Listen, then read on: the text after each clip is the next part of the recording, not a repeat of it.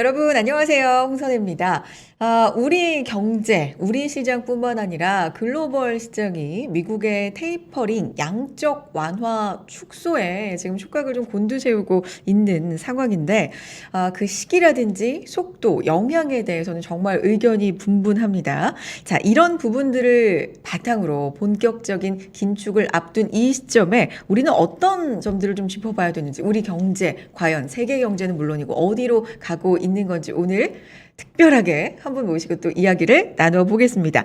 특집입니다. 2.1 지속가능연구소의 한상환 소장님 말씀 들어보는 시간 준비했어요. 소장님 안녕하세요. 안녕하세요. 네, 반갑습니다. 네. 많은 분들이 굉장히 반가워하실 것 같습니다. 그러신 네. 분들이 있으시더라고요. 그러니까요. 주간전망대 예전에 또 MC도 네. 활약을 하셨잖아요. 제가 한 5년 네, 했죠. 그렇죠. 네. 그때 부터 지금까지도 많이 사랑해 주신 분들께서 또 많이 반가워하실 것 같아요. 네. 자, 2.1 지속가능연구소 일단 소장님, 네. 저는 왜 2.1인지 이게 너무 궁금했는데 많은 분들 알고 계세요? 저만 몰랐나? 2.1 이유가 잘 뭐예요? 모르시죠? 아, 그래요? 네. 2.1이 이제 합계 출산율이고요. 합계 출산율. 네. 그러니까 한 여성이 낳아서 이제 죽을 때까지 낳는 출산하는 아이의 숫자.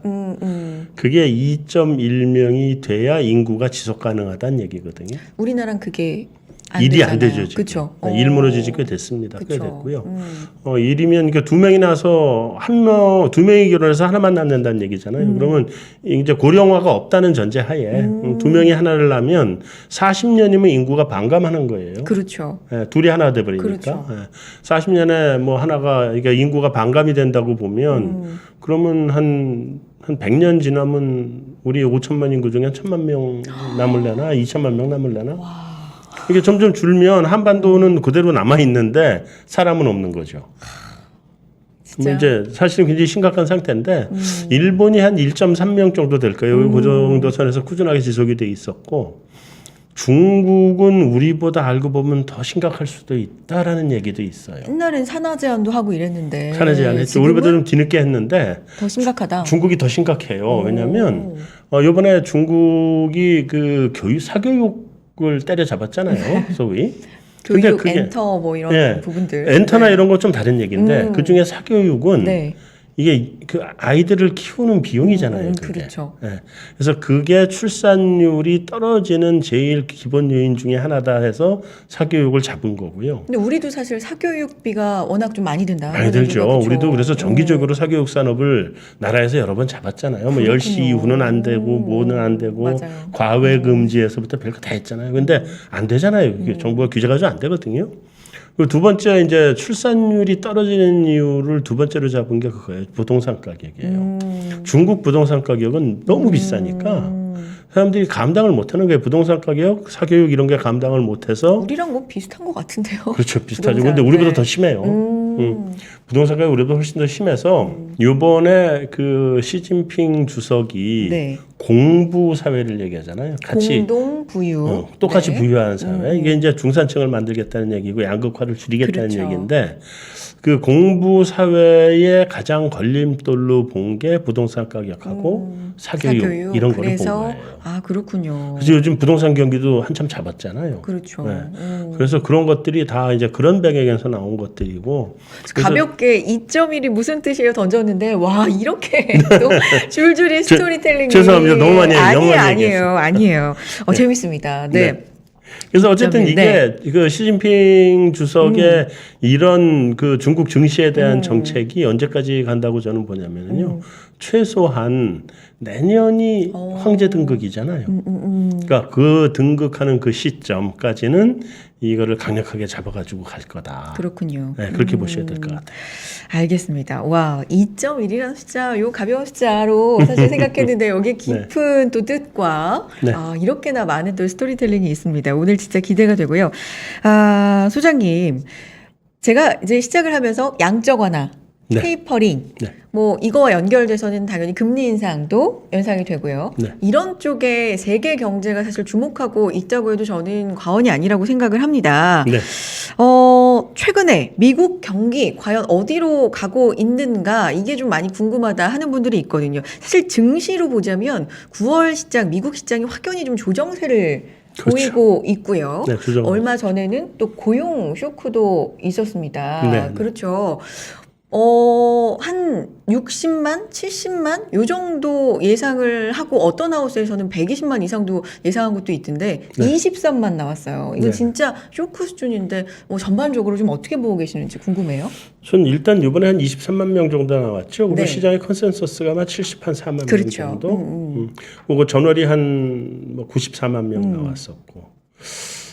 이번 달이 고용이 8월 달이 좀 많이 안 나온 건 사실인데 네. 저는 8월 달에 고용 신규 일자리 창출 비농업 고용이죠. 그렇죠. 이거가 약간 좀 통계 왜곡된 통계 같아요, 저는. 오, 그래요? 그러니까 통계가 이게 네. 월별 통계이기 때문에 네. 들쑥날쑥하거든요. 들쑥날쑥한데 이번에 다른 모든 지표들을 보면 23만 명이 나올 수가 없는 통계인데 23명이 나왔거든요. 그래서 이런 그러니까 불안정성이 있어요. 통계가 월별 통계는 연간 통계가 가장 그래도 이 정확하고요.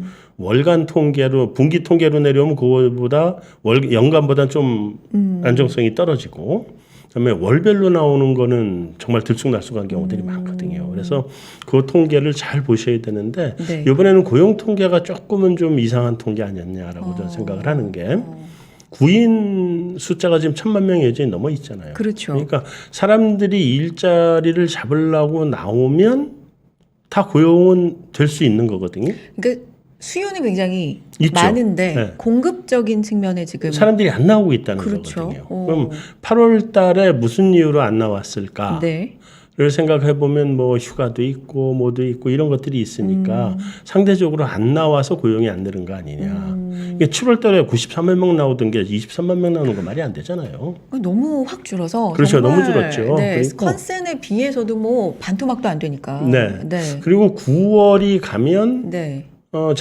재난지원금인가요? 그 하여튼 그 지원해 주는 네. 거. 9월로 끝이잖아요.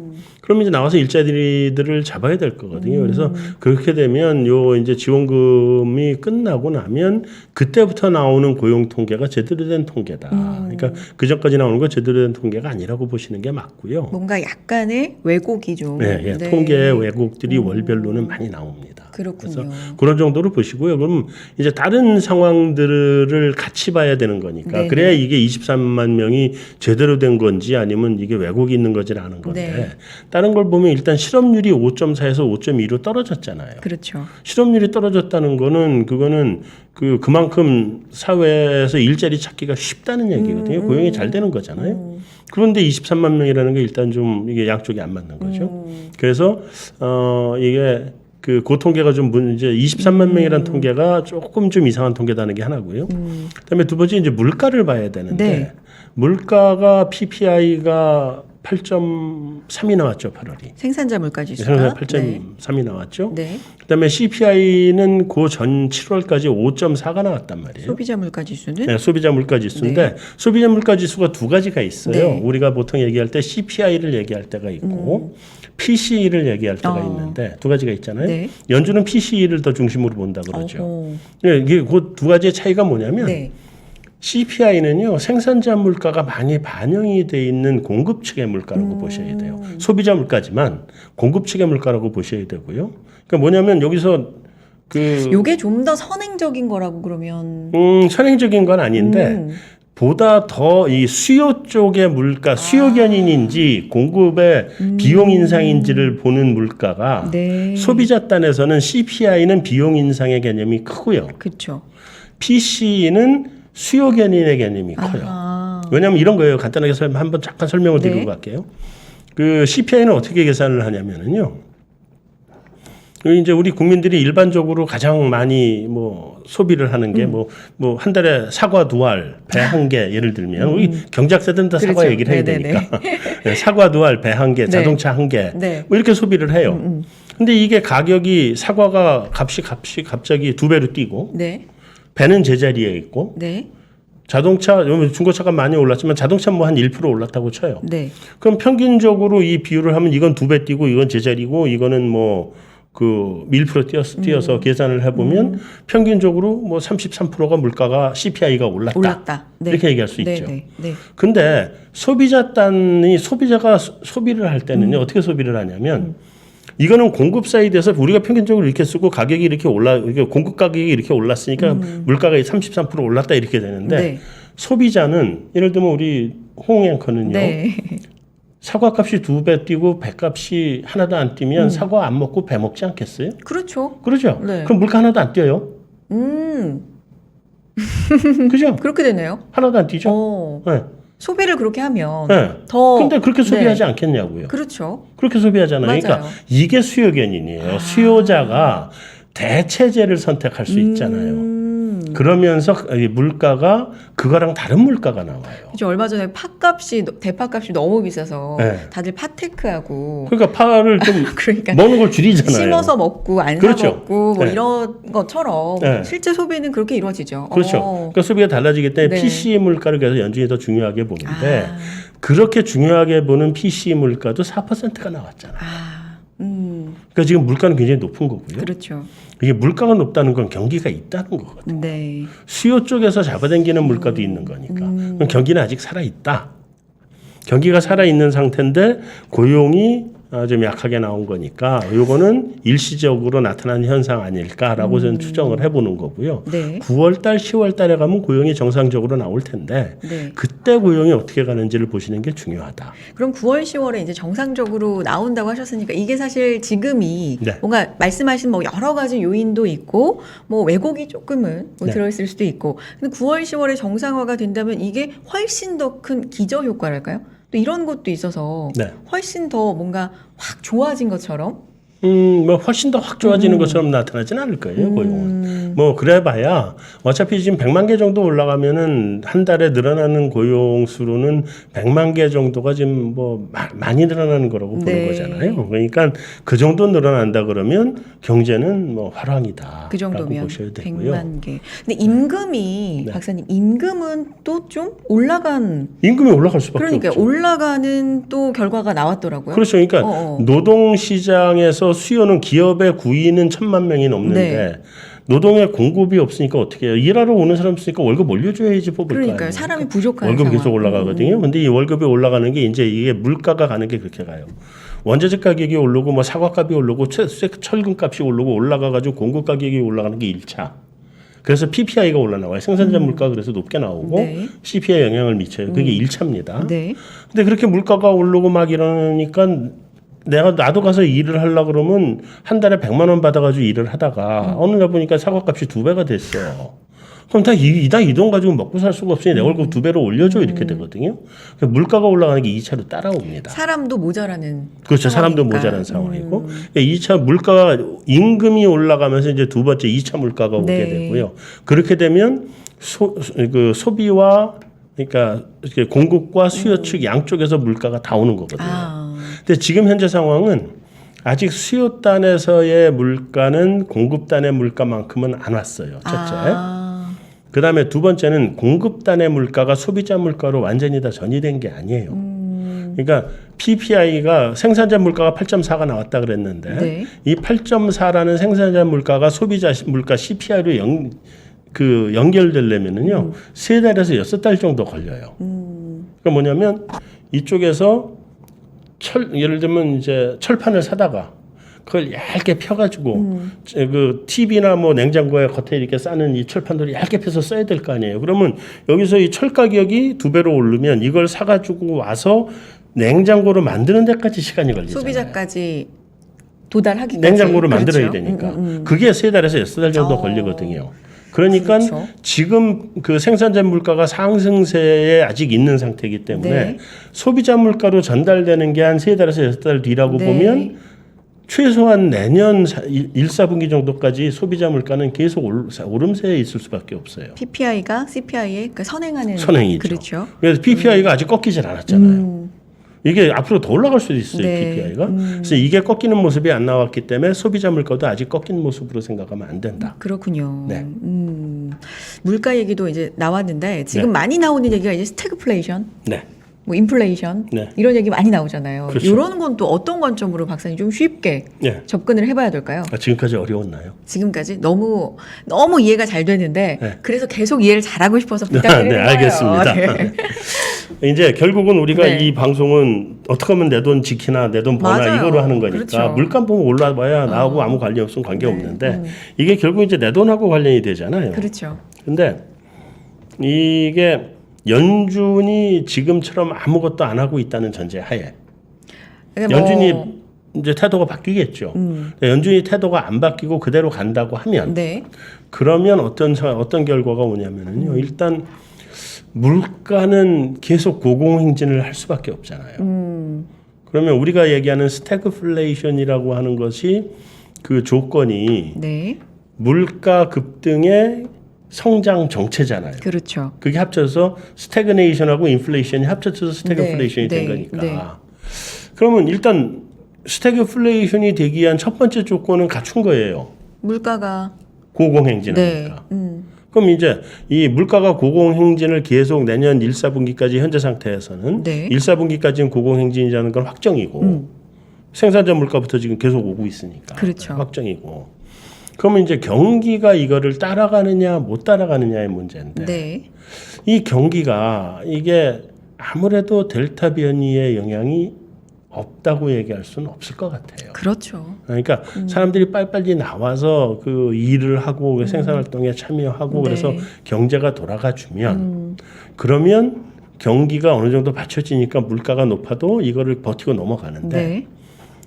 경제 성장률이 이번 3분기의 성장률이 기존에 6.5 정도가 컨센서스였는데 지금 3% 단으로 내려왔잖아요. 그럼 3%도 여전히 뭐 성장률은 있는 거긴 한데 네. 성장률 3%인데 물가가 5%다 이건 성장률이 너무 낮은 거죠.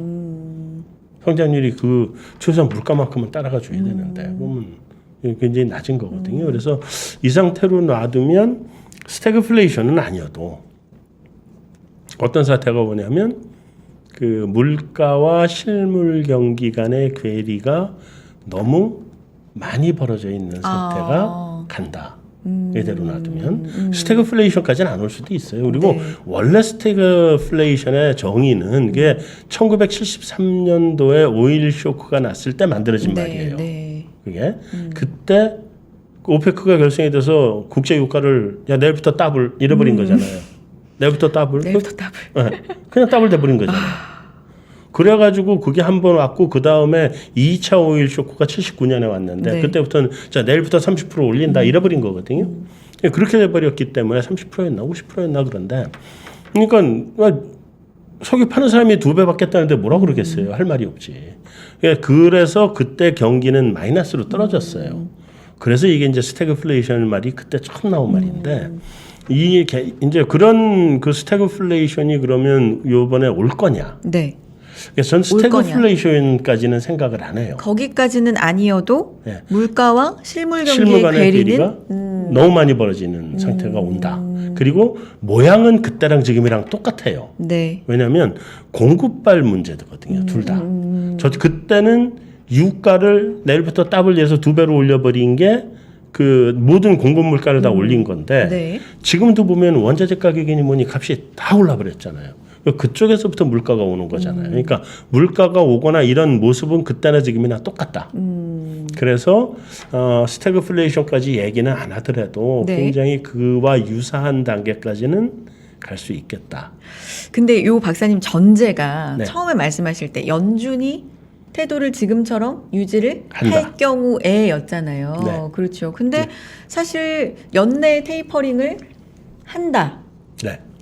뭐 근데 테이퍼링과 금리 인상이 꼭 같은 말은 아니다. 요건 좀 기준이 다를 수 있다라는 네. 식의 뭐 뉘앙스도 그렇게 있는 얘기를 것 했죠. 같고, 그렇죠. 네. 그러니까 요런 식의 논조를 계속 유지하는 전제 하에서라고 말씀하신 거예요? 박사님? 그렇죠. 그런 전제 하에. 그런 전제인데 저는 연준이 이제 연준 의장 파월의 말이 계속 바뀌어 왔잖아요. 그러니까 4.2% 물가가 나왔을 때 이거는 물가가 높지만 일시적이야. 그다음에 5%가 나왔을 때는 물가가 좀 높아졌는데 이게 일시적이야. 그런데 내년까지 갈 수도 있어. 그 다음에 5.4%가 나왔을 때는 이런 물가가 계속 지속이 되면 우리가 정책의 스탠스에 변화를 줄 수도 있어. 이렇게 말이 계속 바뀌어왔거든요. 네. 연준 의장 말이. 네. 저는 기본적으로 연준이 이 높은 물가가 올 거라는 거를 저는 알고 있었다고 생각을 하고요. 그다음에 이 물가가 최소한 내년, 내후년까지 높은 물가가 갈 거다라는 것도 알고 있다고 생각을 해요. 알고 있는데 네. 두 가지 이유로 그걸 인정을 안 하는 거예요. 두 가지 이유. 네.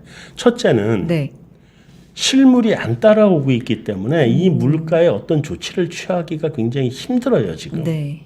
이 물가를 잡으려고 그러면 실물 경기를 죽여버리니까. 그러니까 물가를 잡는다는 건 돈을 빨아들이고 금리를 올린다는 거잖아요. 그렇죠. 그럼 실물 경기는 침체가 돼버리죠. 아직까지 이 코로나 국면에서 우리가 회복을 못하고 있는데 네. 실물 경기를 죽일 수 없으니까 못한다. 그게 첫째. 그다음에 두 번째는 미국하고 우리하고 금융시장 시스템이 좀 다른데 우리는 주로 은행 중심의 금융시장 시스템이잖아요. 근데 미국은 직접 금융시장 네. 중심이잖아요. 그러니까 직접 금융시장을 살려놔야 그래야 그다음에 그게 경기를 그다음에 끌어올리거든요.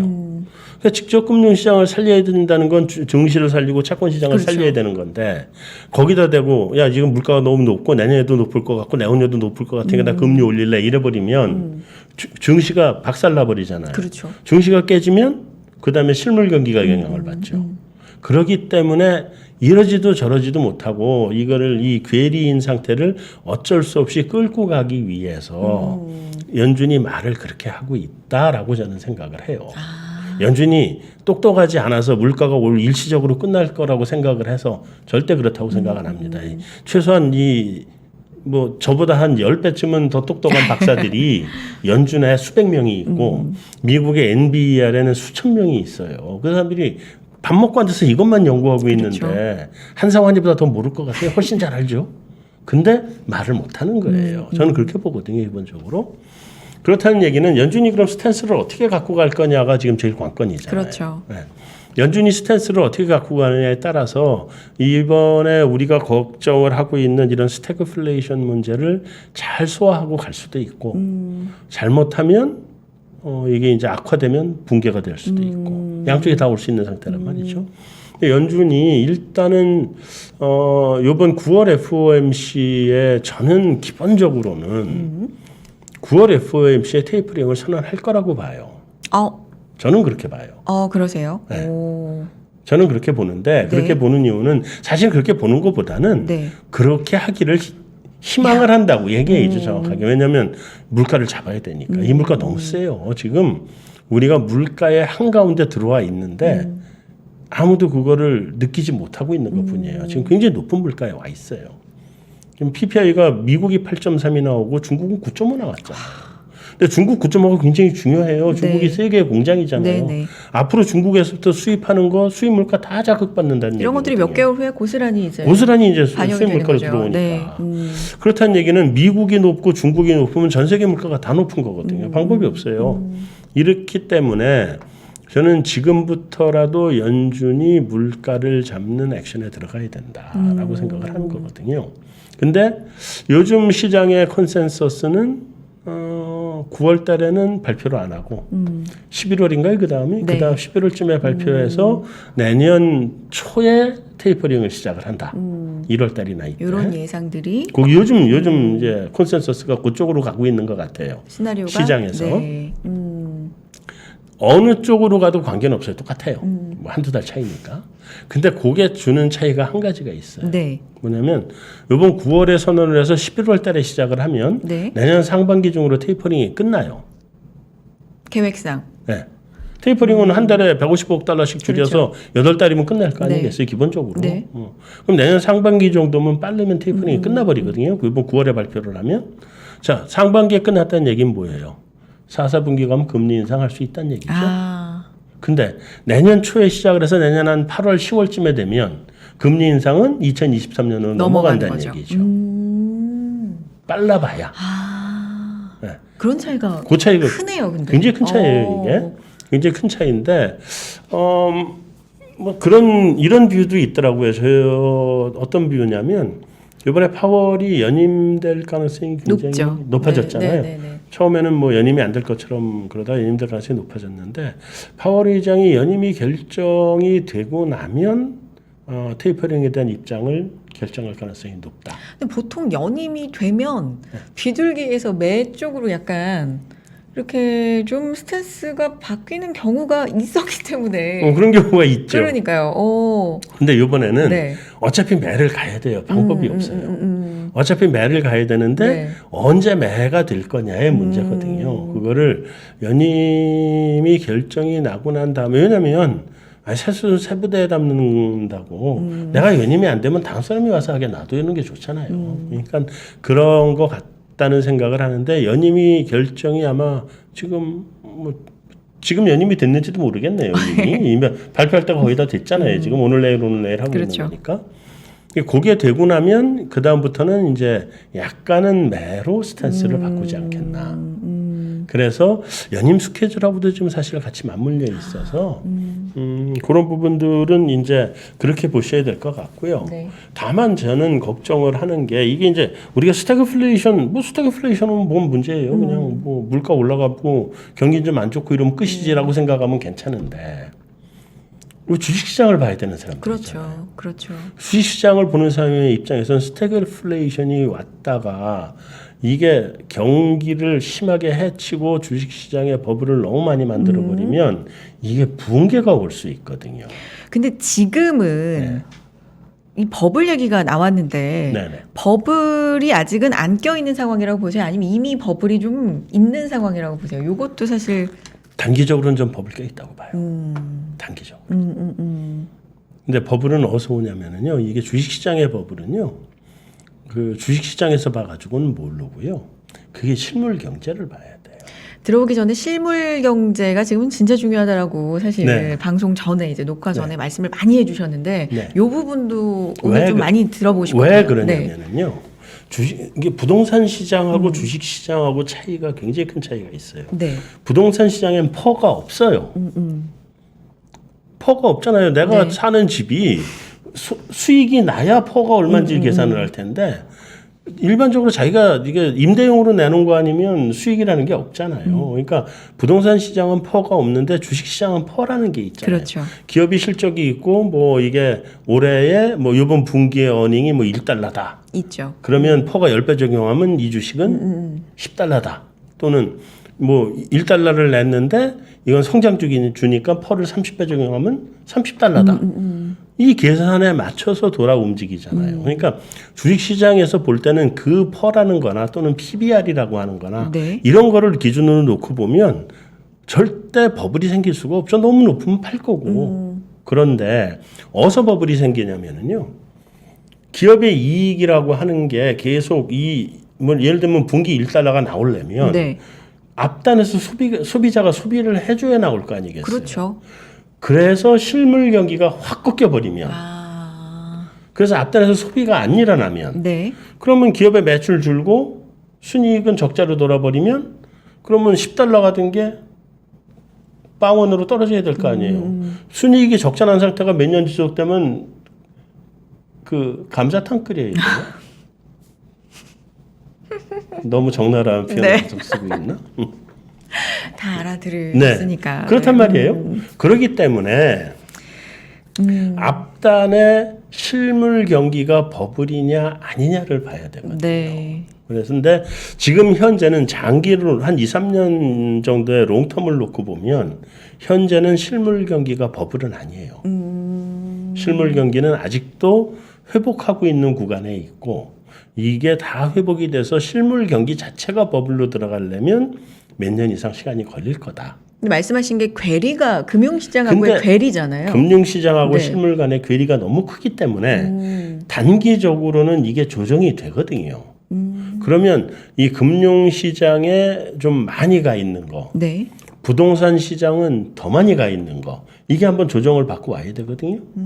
그래서 요번에 그 조정이 나올 텐데 이게 충격을 받고 뚝 떨어지게 되면 버블이 붕괴되는 것처럼 나타날 거고 그러지 않고 천천히 조정을 받아서 오면 우리가 보통 증시에서 얘기하는 조정 그 정도로 끝날 건데 그거를 그 어떤 결과를 갖고 올 거냐에 대한 거는 연준에 달려 있다고 말씀드리는 거예요. 연준이 그래서 제가 연준이 테이퍼링을 좀 빨리 하고 금리 인상을 빨리 했으면 좋겠다고 하는 제 희망사항을 말씀을 드리는 거는 그렇게 되면 조정을 받고 넘어가요.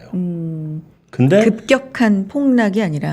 네. 근데 연준이 지금처럼 계속 돈을 갖다가 퍼부어 놓고 끝까지 안 하고 버티다가 어쩔 수 없이 지가 붕괴되는 때가 오거든요. 그때는 급격한 폭락으로 올 수 있다.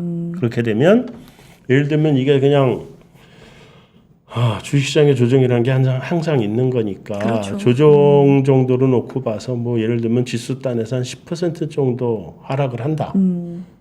뭐 시간 뭐 한 달이고 두 달이고 거쳐서 하락하고 그런 한 다음에 하락 다 끝나면 다시 달리면 되잖아요. 근데 그러지 않고 이게 더 갔다가 떨어지면 30%, 20%, 30%는 잘 안 떨어지고 30%는 보통 이제 무슨 경제 위기급이 올 때는 한 30% 아주 큰 이슈가 있을 때. 네. 한 20% 정도 갑자기 떨어지면 이건 경제 위기도 아닌데 한 20% 빠지면 그거는 지수 20% 빠지면 개별 주식에서는 반토막 나요. 그렇죠. 네. 어우. 지수 20%하고 개별 주식하고는 다르잖아요. 그럼요. 네. 반토막 나요. 그렇기 때문에 저는 지금 더 달리는 거를 좀 막아서 그런 붕괴가 오지 않도록 만들었으면 좋겠다. 근데 그게 특히 어디냐? 부동산 시장. 미국 부동산 시장이 너무 달렸거든요. 부동산은 뭐 아까 앞서서 중국도 말씀해 주셨는데 우리도 부동산 진짜 난리잖아요. 난리죠. 근데 뭐 미국도 중국도 같군요. 방향은 미국은 우리보다 더 달렸어요. 네.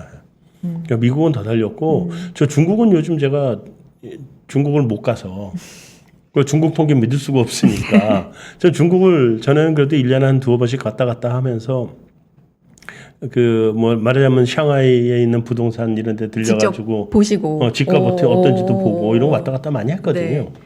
근데 못 간 지가 몇 년 됐어요. 지금 중국 뭐 한한령 터지고 난 다음에 못 갔으니까. 근데 중국도 지금 엄청나게 올라간 거로 알고 있거든요. 근데 그러면 뭐 우리만 올랐겠어요. 전 세계가 다 올랐지. 전 세계가 다 돈 풀었는데. 근데 주식 가격도 영향을 미치지만 부동산 가격이 확 떨어지잖아요. 그러면 그게 소비 심리에 미치는 영향이 훨씬 큽니다. 근데 이게 특히나 네. 우리나라는 네. 부동산의 각 가정이 자산이랄까요? 자산의 뭐 거의 대부분이 그렇죠. 아주 큰 비중으로 부동산에 있고 네. 부채의 대부분도 사실 부동산에 부동산이잖아요. 네. 이 어떤 충격은 사실 그러니까 소비 심리가 굉장히 심각하게 영향을 받게 되는데 네. 제가 저의 예를 들어서 한번 말씀을 드리면 네. 제가 옛날에 그 뭐 한참 된 얘기죠. 한참 된 얘기인데 그 집을 하나 이게 큰 집을 하나 이제 미분양 난 걸 샀는데 그게 한 3억 5천에 산 게 8억 5천을 갔어요.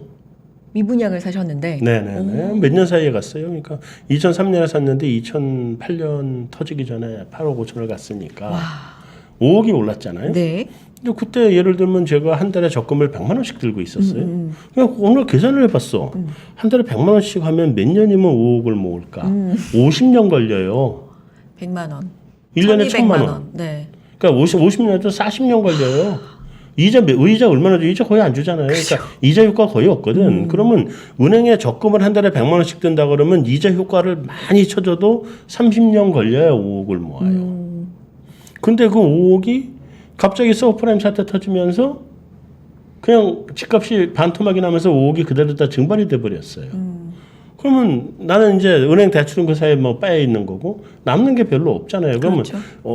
바로 어제까지만 해도 내가 5억짜리 순자산가였는데 오늘 오니까 이게 5억은 뭐야 한 푼도 안 남았네 이렇게 되잖아요. 제가 그 100만 원 적금 들다가 8억 5천 간 거 보고 적금 해야 그랬어요. 그리고 다 썼어. 이거 뭐야 30년 걸릴 거를. 그 집값 반토막 나고 난 다음에 그 다음 달부터 200만 원씩 적금을 들기 시작했어요. 네. 이게 뭐예요? 그러니까 이게 뭐냐면 100만 원을 해약하고 100만 원어치 소비가 늘었잖아요. 그렇죠. 근데 200만 원씩 적금 들었다는 건 200만 원씩 소비가 줄었다는 얘기거든요. 곧바로 영향을 미칩니다. 이게 제 얘기는 아니고 제 얘기는 아니고 실제 그러니까 이렇게 그런- 된다는 얘기예요. 그렇죠. 예, 이런 경우가 네. 실제로 이렇게 돼요. 그럼요. 그래서 이게 그 영향을 미치게 되고요. 더더군다나 지금 우리나라 같은 경우에는 네. 부동산 시장 꺼지면은요 충격을 더 받는 게 대출 많이 껴 있잖아요. 근데 굉장히 부동산 가격이 떨어지면 그 내 이익은 다 날아가 버리고 은행 빚만 남잖아요. 근데 이 많은 은행 빚을 갚으려고 생각을 한번 해보세요. 근데 이 집값으로 돈을 벌 수 있다는 희망도 없어. 그러면 소비가 어떻게 될까요? 급격하게 줄죠. 그래서 소비가 갑자기 확 위축이 되면 기업 이익이 줄어들게 되고 기업 이익이 떨어지면 주가는 폭락이죠. 그래서 그렇게 다 연결이 되는 거라서 지금 그런 면에서 놓고 보면 버블이라고 하는 게 부동산 시장에 어느 정도 버블일까를 생각해 보면 네. 주식 시장도 그와 유사한 버블이 껴 있는 거고요. 다 버블은 껴 있어요. 이게 소비를 얼마나 위축시킬 거냐 아니면 소비가 앞으로 더 늘어날 거냐. 소비가 더 늘어나면 현재 가격이 정당화되고 네, 더 올라가는 거고 소비가 못 늘어나면 현재 가격이 정당화 못 되니까 버블이 붕괴가 돼야 되는 거고. 그래서 실물 경기 단을 항상 보셔야 지금 현재 주가가 안정적인 주가냐 아니냐를 알 수 있다는 거죠. 지금은 결론적으로 박사님 생각엔 괴리가 굉장히 괴리가 심하다. 벌어졌다. 괴리가 네. 있다. 실물 경기는 아직 버블 상태로 안 왔는데 실물 경기는 앞으로 한 뭐 3년, 5년 이렇게 놓고 보면 더 가야 돼요. 그럼에도 불구하고 금융시장이나 부동산 시장만 너무 달려 있는 상태다.